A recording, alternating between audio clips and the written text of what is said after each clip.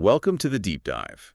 Today we're getting into a situation that's really blown up recently. You mean the lawsuit involving Shannon Sharpe? Exactly. And specifically, this controversy around a video recording that seems to be right at the center of it all. Right. It's become a huge talking point. So our goal today is to try and, get a clearer picture of what we actually know about this video, why it hasn't been released publicly, and basically what each side is saying. It's definitely complex. You have serious allegations, and then this video element adds another layer entirely.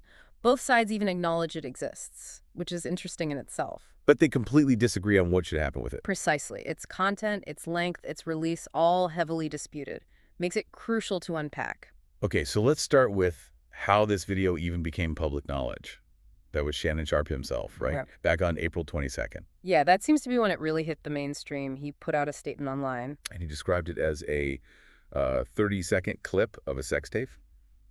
His words. Right, and he framed it as something intended to make him look guilty. But the key part, I think, was his next claim. It should be longer. Exactly. He specifically said the video should actually be 10 minutes or so. That's a direct quote. 10 minutes versus 30 seconds. That's a massive difference. It immediately makes you think about, well, context or lack of it. Absolutely. And then he threw down the gauntlet, essentially. He publicly challenged Tony Busby, that's the lawyer, for the woman accusing him, challenged him to release the entire video, unedited. Okay, so that brings us to Tony Busby. He's representing the woman who initially filed as Jane Doe. What's his response been to Sharpe's challenge? Very firm. He's made it crystal clear they have zero plans to release that video to the media right now. And his reasoning? He called it key evidence in the case, told TMZ Sports that directly. Okay. So, from a legal perspective, they're treating it as something crucial for the actual lawsuit, not for public consumption at this stage. That makes sense legally, I suppose. Protect the evidence. It does. And Busby added another interesting wrinkle to how this all came out. Oh, yeah. What's that? He claims it was Sharpe himself who first mentioned the video's existence. Really? During mediation talks. The process where they try to settle things before potentially going to court. Huh. So Busby's saying Sharpe brought it up first, behind closed doors. That's his claim. He also stated that Sharpe was apparently offered multiple chances to actually watch the video during that mediation process, and that Sharpe declined those opportunities. Wow. Okay, that definitely paints a different picture than Sharpe just reacting to a threat of release. Right.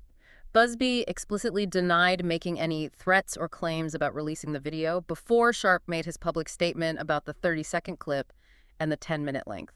So many conflicting accounts already. Let's maybe step back for a second and remember the core allegations here. What's the lawsuit actually about? It's incredibly serious. The woman filed a $50 million lawsuit earlier in April. $50 million. Yeah. And she's accusing Sharpe of rape, specifically alleging it happened on multiple occasions during their relationship, which lasted nearly 2 years. These are obviously extremely grave accusations. Absolutely. And connecting back to the video, there was reporting, I think it was the Daily Mail, that touched on Sharpe's legal team's perspective. What are they saying about the video's origins? Their reported belief is that the plaintiff secretly recorded an encounter. An encounter they maintain was consensual. Okay, so they're saying it was recorded without his knowledge during something consensual. That appears to be their position.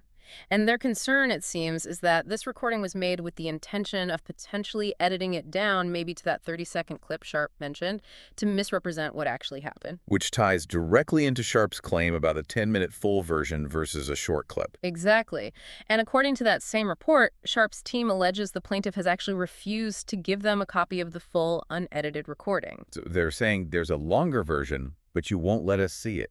That seems to be the crux of their argument regarding the video itself. It really highlights how critical each side views the full context, or lack thereof.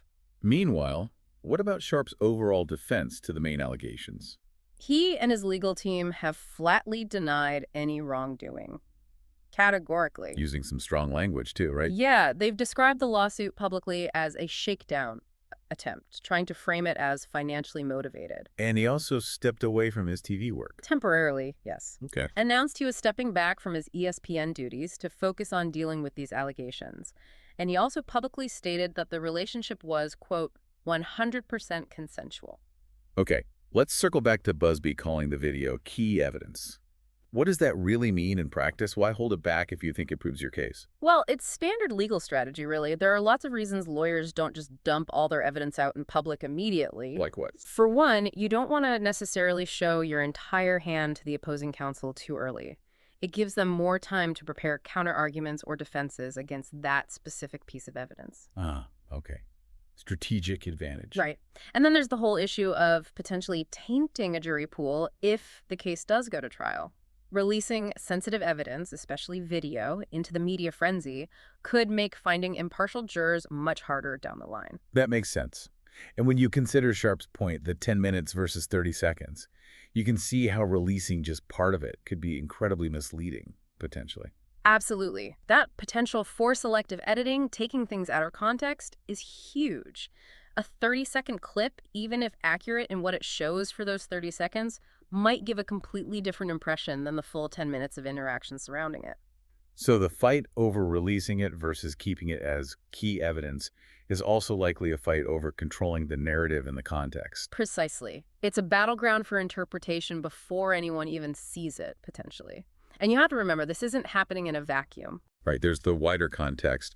We mentioned his temporary departure from ESPN. And there were also those reports, I think also in the Daily Mail, mentioning separate, much older allegations from another woman against Sharpe. Michelle Evans, yeah, I saw that. What was the response there? Sharpe's team dismissed those claims quite strongly as ridiculous and without merit. But for this deep dive, we're really focusing on the video tied to the current lawsuit. Got it. So bringing this all together for the listener, what are the main takeaways about this video situation? Okay, so number one, a video exists. Both sides agree on that basic fact. Okay. Number two, its contents and, crucially, its length are heavily disputed. Sharpe says it's about 10 minutes long, but anticipates a misleading 30-second clip might be the focus. And number three. Sharpe has publicly challenged the plaintiff's lawyer, Busby, to release the full, unedited version. But number four, Busby is refusing, stating it's key evidence for their legal case and won't be released to the media now. He also claims Sharpe brought it up first and declined to view it.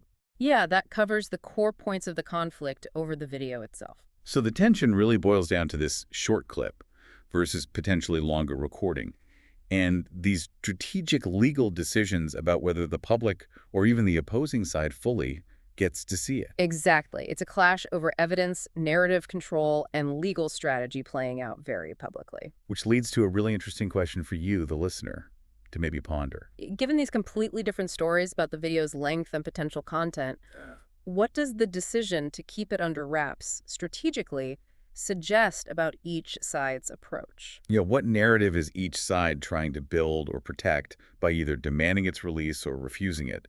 And maybe more broadly, what does it tell us when potentially crucial evidence in such a high-stakes public case remains unseen? It definitely underscores the complexity you often find in these legal battles and how challenging it can be to figure out what's really going on when you only have these public statements and accusations, but not necessarily the core evidence itself.